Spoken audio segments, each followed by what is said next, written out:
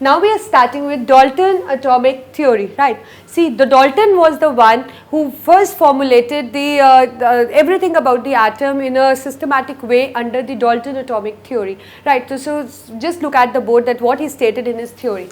He stated that matter is made up of small tiny particles called atom. He said that the fundamental particle which forms the matter, you know that what is the matter is. Anything that occupies space and has mass is called as matter, right?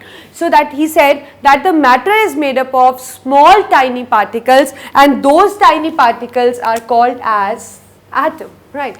And he said atom is invisible, that means we cannot see atom and even we cannot divide it. So he just formulated under the Dalton atomic theory that according to the Dalton, atom cannot be further divided, that means it is the smallest particle and it cannot be subdivided further into further smaller particles. So that means it is indivisible, and obviously it is invisible, he said, right, according to Dalton. And what he said that the atom you can say exists in vitro condition. That means we are not familiar that from where this atom came, we cannot create it and neither we can destroy it. So that means atom cannot be created nor be destroyed by humans, right, or by any other power. So according to him, atom can't be created nor be destroyed, and if there you can say if the origin of anything is not known, we say that the origin of this thing is de novo, that means not known. It is existing in nature as such, and the new atoms come from the older ones, and we do not who is creating it and how it is getting destroyed.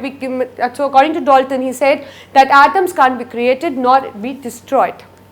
Then he said that atoms combine, like those atoms which are similar in shape, mass, size and almost all properties, they combine to form a particular element. Suppose if I say we have a sodium element, so he said that in sodium element there are sodium atoms present, many sodium atoms present, and those atoms are exactly same in the shape, size, mass, density, whatever properties which we can consider. So he said that the atoms of an element means atoms of one element, all the atoms of an element are just similar in all aspects, in every aspects they are similar.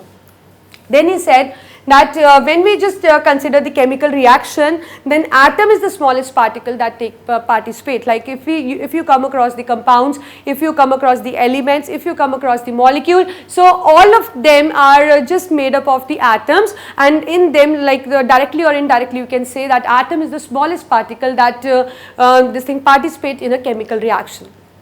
Then he said that when atoms of two or more elements combine, like I'll state an example, he said like if C and O, suppose this is C element and this is O element, carbon element and oxygen element. So he said that when carbon and oxygen element will combine, they will form a compound. Obviously it is a compound, you can say, because mixture of two or more elements give rise to compound, right. So he said when two elements combine, so we can say that these two elements are combined to actually what are combining?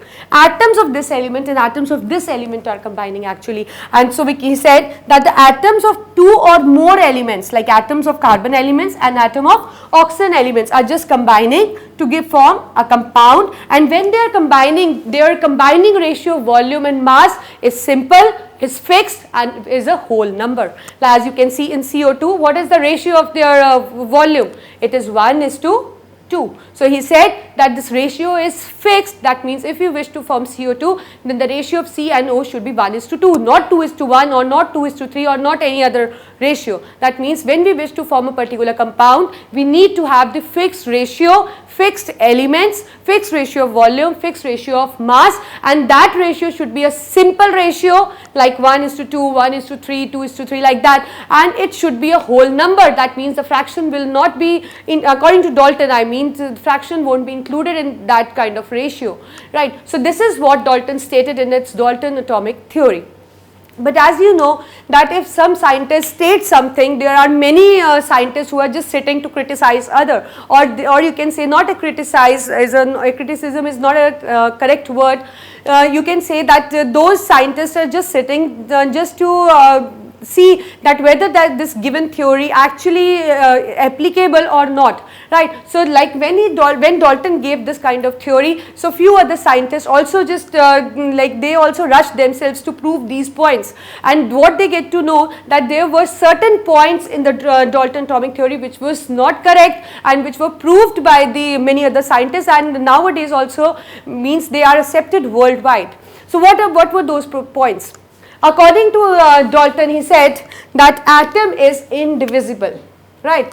But later on it is proved that atom can be divided into the more subatomic particles, or you can say atom can be divided into the further smaller particles, and that are called as subatomic particles. Not 1, not 2, not 3, you know 35 subatomic particles exist actually in atom.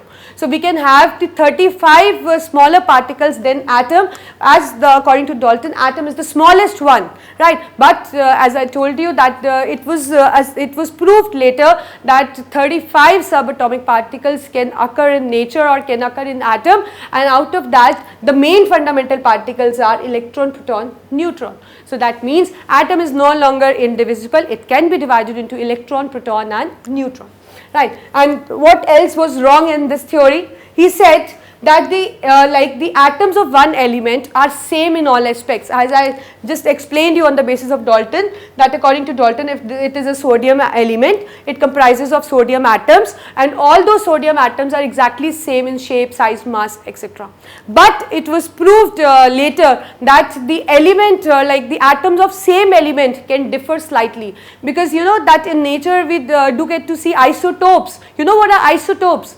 Isotopes are actually atoms of same element, right. They have the same atomic number but they differ in the mass number, that means they differ in the number of neutrons. And if this point would have been correct, then how the existence of isotope occur in nature? So here the Dalton was wrong. That means the atoms of an element are identical in all aspects. It's not like that. Atoms of an element can differ slightly in shape, mass or any kind of property which we can consider. So this point was again wrong, and which you can say existence of which particles made this point prove wrong, that was the isotopes, right. And one more thing, vice versa of this can also be used, like he said that atoms of one element are same in all respects and atoms of two different elements are just different from each other. But you know we get to see in nature isobars as well, and you know what are isobars? Isobars are those elements which you can say the elements which have same mass number but they have different atomic number. That means they have the similarity in number of neutrons but they differ in the number of protons, symbol, configuration, valency, symbol, everything they differ from each other, but still they possess one kind of similarity. So that means existence of isobars also proved that the atoms of two elements are totally different from each other. So like it was proved that atoms of two elements can be slightly similar to each other in one or other property. So these were the points wrong, and one more point was wrong, that he said that when the elements combine, then their ratio of combination should always be a fixed simple whole number ratio. So this point is wrong. See how? As you know that we have sucrose, right? Sucrose is a form of sugar, and what is the formula for it? C12H22O11, right?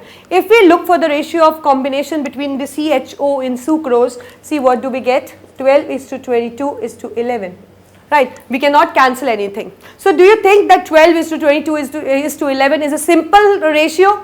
No, it is not simple, because simple ratio is something 1:2, 2:1 or something like that, and 12:22:11 is not a simple ratio. So this point was proved wrong, as he was right that when atoms of two or more elements combine they form compound. He was right till here, but what went wrong in this point was that the ratio is fixed. This is also right, but the ratio might not be simple in all cases. It may be complex, as I saw you in sucrose, that the ratio of combination is not simple, right? So this is how it was even this point went wrong. So these were the few limitations which the Dalton atomic theory faced, and actually these limitations were correct and they are accepted worldwide. The existence of isotopes are still there, existence of isobars are still there, the ratio of combination is still is not always the simple, and moreover the atom, as I told you, that it cannot be divided into 1, 2, 3 or 35 subatomic particles are possible.